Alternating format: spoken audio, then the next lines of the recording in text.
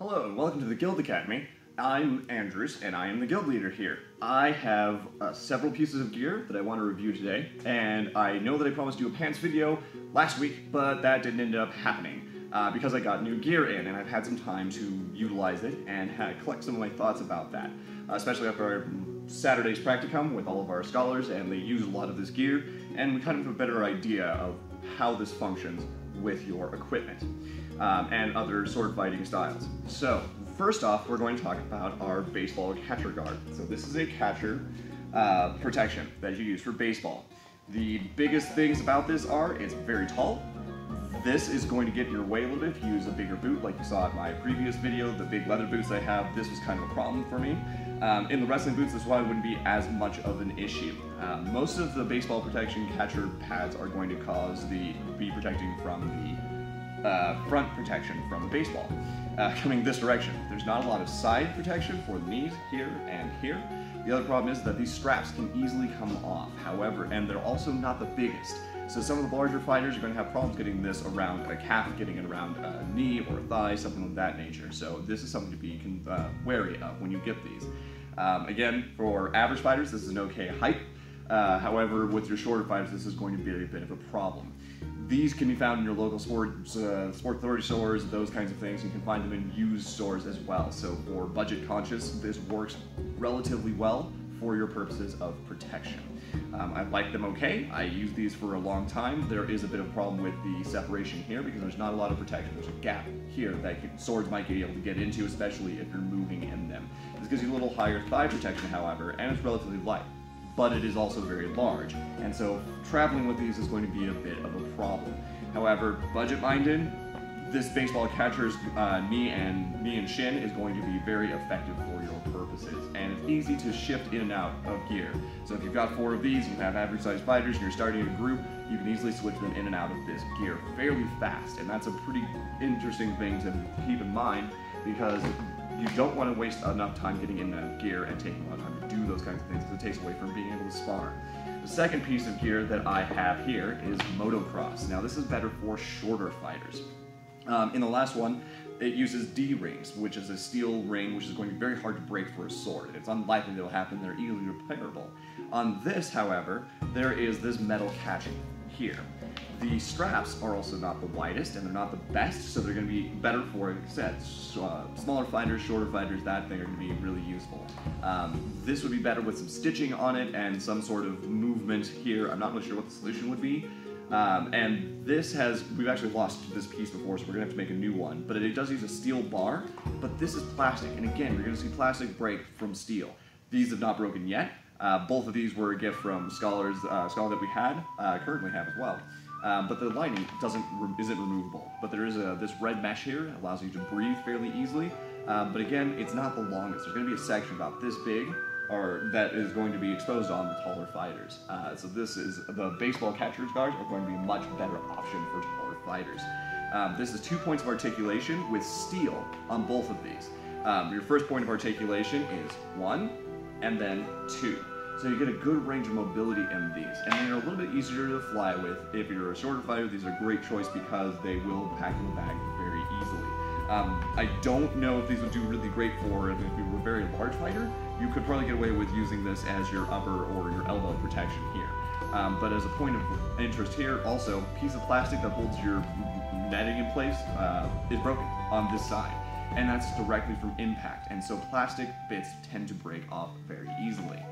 Again, shorter fighters works a lot better. Those guys are about anywhere between $20 and $35. You can sometimes find them for $100 that are new and they're fancy, and you can get bigger ones, and that's fine and they work. But again, I would watch out for anything that has plastic bits on it. This has become kind of a staple standard for most of HEMA, is the Red Dragon. So you can see this name right here across the top, and the Red Dragon is a very great option. However, there's a lot of plastic involved with this.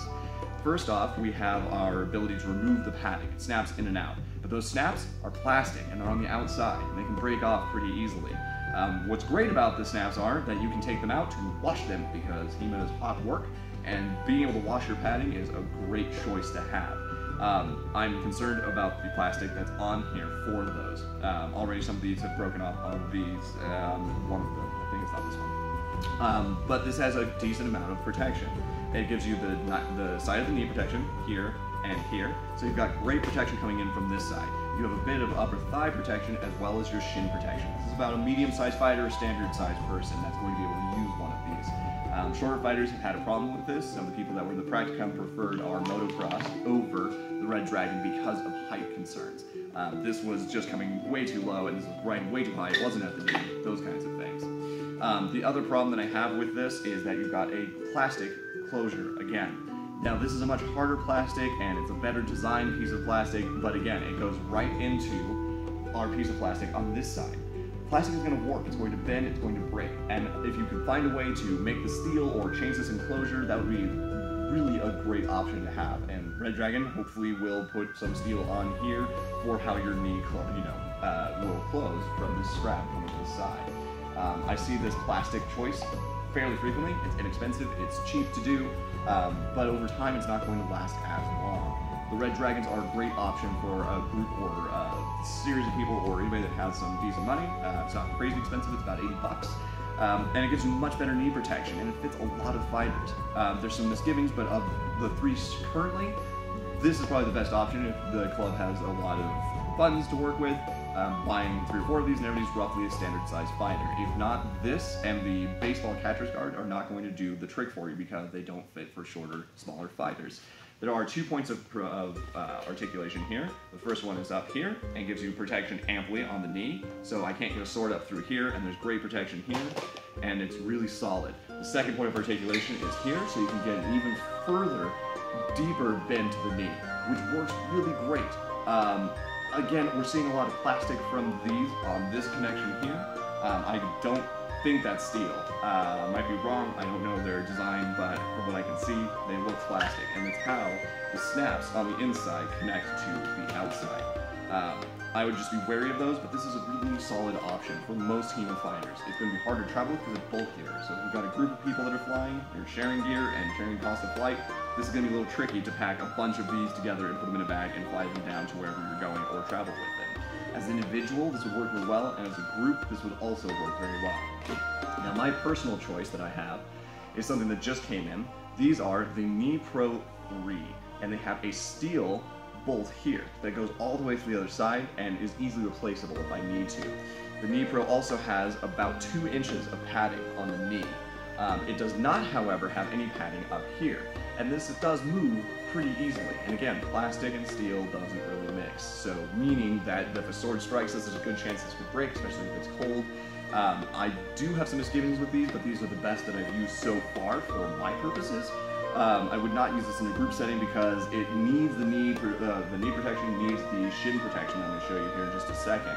Whereas the Red Dragon has the shin and the knee together, as well as the catcher's guards has the shin and the knee together. So faster to transition people out of, faster to transition people out of.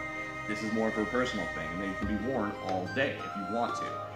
The Knee Pro has 1 point of articulation, and my problem is this.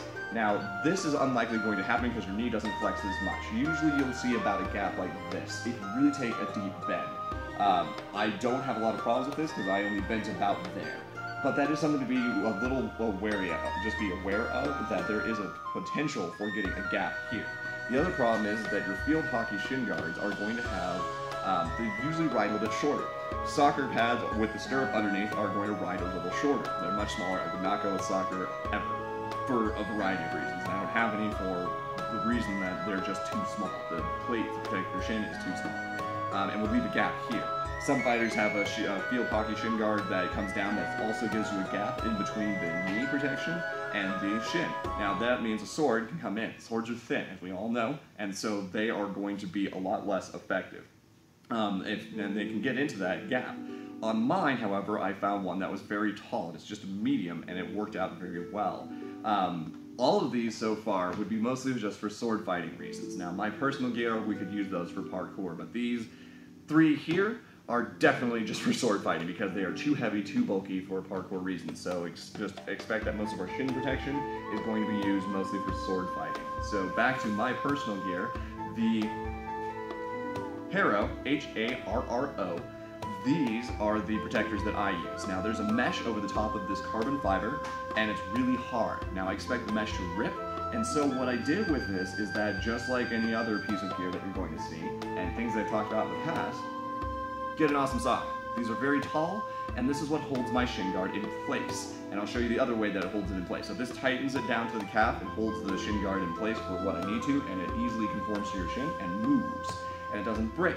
And I've used these, and they're really great at taking heavy strikes. They have not given me any problems. I've had no bruises from underneath this, and I can move all day long in these. I wore them for 8 hours yesterday, and it was fantastic. They're very thin, they're easy to pack up, they're light, and they're not super expensive. So when I wear these, I have my knee pro that I put on top, like this, right? And what I have is the strap comes around and holds the shin guard in place as well. So that goes around my shin, holding in place, as well as in conjunction with the sock and my boot, all holds my shin guard securely in place so it doesn't move around. It doesn't drop, it doesn't fall down into my shoe when I'm moving around.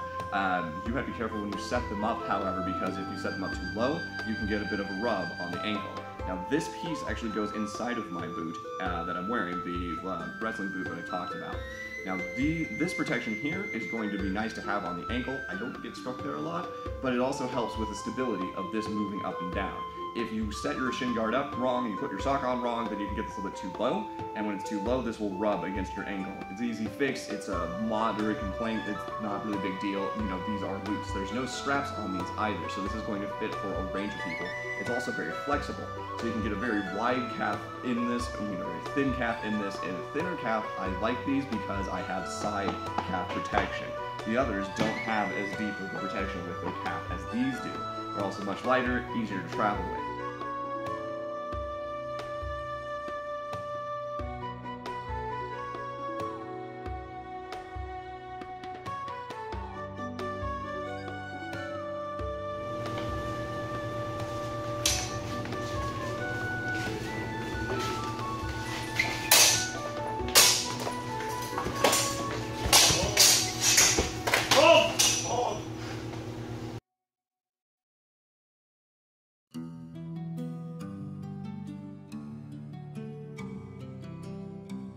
I found these on dicksportinggoods.com. They were 25 bucks, and the sock was about $4 for the pair.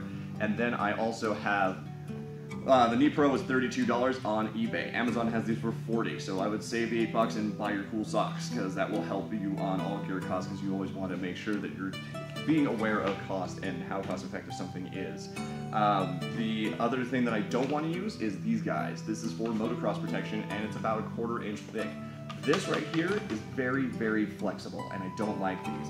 The pin on these that holds the fabric crap in place is just going to break off. This is a good interim fix. It's cheap. It's $20 to get the knee and shin as well as elbow and forearm together.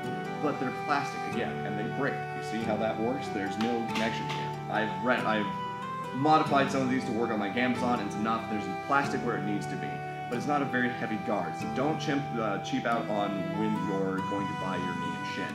If I was going to buy anything for personal use, I'd be using the Knee Pro as well as a field hockey shin guard.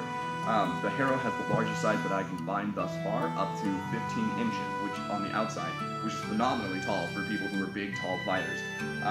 The other thing that you will see from those is a relatively fast amount of shipping. If you've got the money for club usage, for schools and groups, the Red Dragons are great. The budget-conscious group that's going to be studying, I would go with the catchers. In either situation for a group, I would absolutely buy something that's shorter for your shorter fighters that have a lighter frame. They're not as tall. You're going to need something shorter because the Red Dragon and the catcher's protection is going to be a bit tricky for shorter fighters, whereas the motocross is able to fit our shorter fighters much easier. So that is my gear review video for this week, and next week I will get to the pants and I will tell you everything about those because they are fantastic to use, and they are just important. Just because we talk about the big flashy gear that's here that's visible, it doesn't matter. The smaller pieces do matter just as much. Your socks, your pants, what shirt you're wearing, what this is, and I'll talk about all of those different pieces of gear. So that is my gear review for the week. Next week, pants. I promise, it will happen. Thanks for watching the video, and we'll get you more gear reviews here in a bit.